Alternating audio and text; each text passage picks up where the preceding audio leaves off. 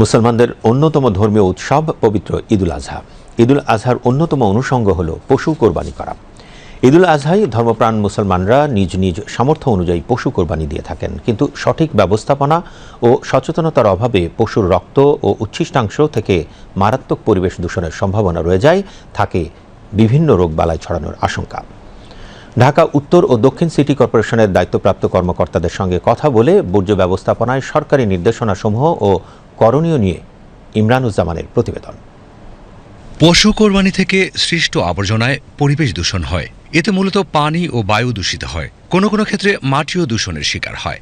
কাজেই কোরবানির পশুর বর্জ্য অংশবিশেষ যেখানে সেখানে ফেলে রাখা যাবে না। পরিবেশসম্মত কোরবানি ও বর্জ্য ব্যবস্থাপনা যথাযথভাবে করা হলে একদিকে পরিবেশ বিপর্যয় রোধ, অন্যদিকে জবাইকৃত পশুর উচ্ছিষ্টাংশগুলো সম্পদে পরিণত করা সম্ভব।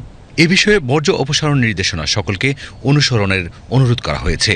জনস্বাস্থ্য রক্ষায় ঢাকা উত্তর ও দক্ষিণ সিটি কর্পোরেশন কোরবানির বর্জ্য 12 থেকে 24 ঘণ্টার মধ্যে অপসারণের প্রয়োজনীয় ব্যবস্থা গ্রহণের ঘোষণা দিয়েছে। আমাদের কিছু করণীয় রয়েছে। আমরা কোরবানির আগে নির্দিষ্ট স্থান নির্বাচন করতে হবে। কোরবানির বর্জ্যগুলি বের হবে, সেগুলি সঠিক ব্যবস্থাপনা করা যাবে। উচ্ছিষ্টাংশ যেগুলি হবে গরুর, এগুলি যত্রতত্র আমাদের ফেলে না রাখা, একটু বড় করে যদি পাশে আরেকটা গর্ত করে রাখি, যে গরুর যে উচ্ছিষ্টাংশ, যে গোবর যেগুলি রয়েছে, এগুলি যদি আমরা মাটি চাপা দিয়ে রাখি, তাহলে আমরা এগুলি পচে কোনো পরিবেশ দূষণ থেকে আমরা রক্ষা পেতে পারবো। তবে এখানে সাধারণ মানুষের সচেতনতা ও অংশগ্রহণ খুবই প্রয়োজন বলে মনে করে দুই সিটি কর্পোরেশন। কিন্তু আমরা সাজেস্ট করব আপনাদেরকে, প্রত্যেকের বাসার নিচে এখন গ্যারেজ আছে, তো গ্যারেজে যদি আপনারা জবাইটি দেন এবং গরুর মাংসটি আপনারা গ্যারেজে প্রস্তুত করেন কেটে, তাহলে দুটো সুবিধা হবে। একটি হচ্ছে যে রাস্তায় আসা যাওয়ার যে স্বাস্থ্যগত যে ঝুঁকি এবং ময়লা আছে, আবর্জনা আছে, সেখান থেকে মাংসগুলো ভালো থাকবে। আর প্রথম হচ্ছে যে জবাইকালীন সময়ে গরুর যে রক্তগুলো আছে সেটা রাস্তায় সরাসরি ঢেলে দেওয়া, তাই এটা অন্যদের জন্য স্বাস্থ্য ঝুঁকি তৈরি করতে পারে। তো সুতরাং গ্যারেজের মধ্যে যেহেতু সকলেরই পানি বের করার একটি নির্দিষ্ট স্ট্রম ওয়াটার লাইন আছে, সেই জায়গায় গরু জবাই করার সাথে সাথে পানি দিয়ে রক্তটিকে পরিষ্কার করতে হবে, যেন রক্ত কোনোভাবেই জমাট না বেঁধে যায়। রক্ত যদি কোথাও জমাট বেঁধে যায় অথবা শুকিয়ে যায় অথবা এটা যদি রাস্তায় নেমে যায়, তাহলে অন্যদের জন্য একটি স্বাস্থ্য ঝুঁকি এবং ইনফেকশন হওয়ার সম্ভাবনা থাকে। নির্দিষ্ট স্থানে পশু কোরবানি সহ সুষ্ঠুভাবে বর্জ্য ব্যবস্থাপনার বিষয়ে ঈদের আগের জুমা ও ঈদের নামাজের খুতবায় প্রচারণার নির্দেশ দিয়েছে সরকার। পরিবেশ দূষণ রোধকল্পে স্থানীয় হাটবাজার ও উন্মুক্ত এলাকায় গণযোগাযোগ অধিদপ্তরের সহযোগিতায় প্রচারণাপত্র বিতরণ করা হচ্ছে। চামড়াগুলিকে আমরা ঘন্টার পর ঘন্টা আমরা রেখে দিই।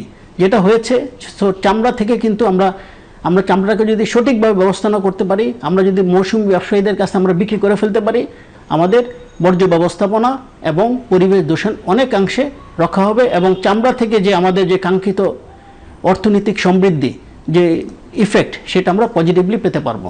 ঈদের সময় ঢাকার সব ড্রেন হয়ে বিপুল পশুবর্জ্য নদীতে গিয়ে মিশে। পাশাপাশি ট্যানারি শিল্পের জন্য প্রধান কাঁচামাল চামড়া প্রক্রিয়াজাতকরণে শিল্প কারখানা থেকে বিপুল তরল বর্জ্য নদীতে মিশে যায়।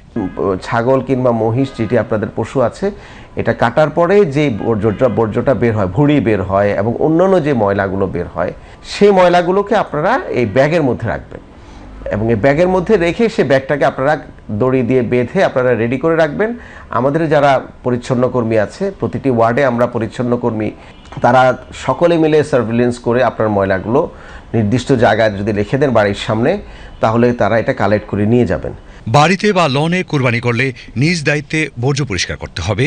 বর্জ্য অপসারণের সুবিধার জন্য এককভাবে কোনো স্থানে কোরবানি না করে মহল্লা ভিত্তিক একটি নির্ধারিত স্থানে কোরবানি করা, জবাইকৃত পশুর গোবর ও উচ্ছিষ্ট আলাদা করে খোলাভাবে না রেখে সেগুলো ব্যাগে ভরে নির্ধারিত স্থানে ফেলা, কোরবানির পর পশুর রক্ত জীবাণুনাশক পানি দিয়ে ধুয়ে ব্লিচিং ছিটিয়ে দিতে হবে এবং গ্রামাঞ্চলে কোরবানি করা পশুর বর্জ্য মাটির নিচে পুঁতে রেখে চাষের জমিতে সার হিসেবে ব্যবহার করা যেতে পারে। পাশাপাশি আমরা যেন পশু কোরবানির মাধ্যমেই ত্যাগ শব্দটি সীমাবদ্ধ না রাখি। আমাদের ত্যাগ যেন সত্য, সুন্দর ও কল্যাণের প্রতীক হয়, সেদিকে নজর রাখতে হবে। সর্বোপরি সার্বজনীন সচেতনতাই পারে কোরবানির পর পারিপার্শ্বিক সুস্বাস্থ্যকর পরিবেশ বজায় রাখতে। Imranuzzaman, BTV news.